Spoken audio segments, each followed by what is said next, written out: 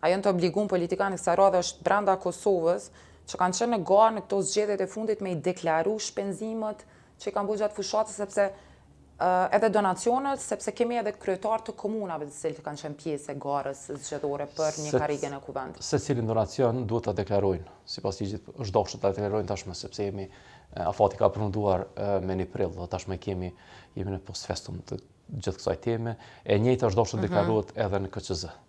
Do të thonë krejt duhet me edhe naftën, edhe hapësira cilat i kanë shfrytzu. Ajo është donacion për një subjekt politik, cilën te agjencia do duhet të deklaroj, sepse nuk ka kufi të shumës.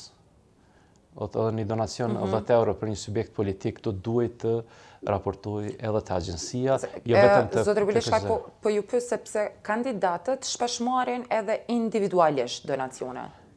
Kjo është, të ne kanë obligim të raportojnë.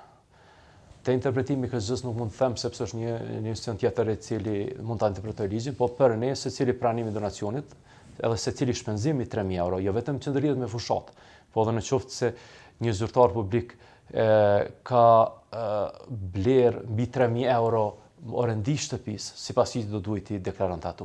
Po secili shpenzim me 3.000 euro. E lëmo shpenzimi që më bë për fushata apo donacione që e jep. Kur e kanë afatin me deklaru pasurinë deputatët cilët kanë me mbledh me 15 prill? Mandati i deputetit fillon në datën kur ata bëjnë betimin. Në qoftë se është 15 prilli, atëherë do të kenë deri me 15 maj për ta kryer deklarimin e pasurisë. Po flasim për deputetë që marrin për të parë mandatin.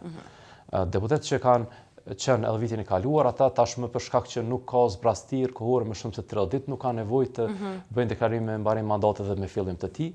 Do thotë ata tashmë me deklarim të rregullt mbulojnë për 30 ditë të tjera.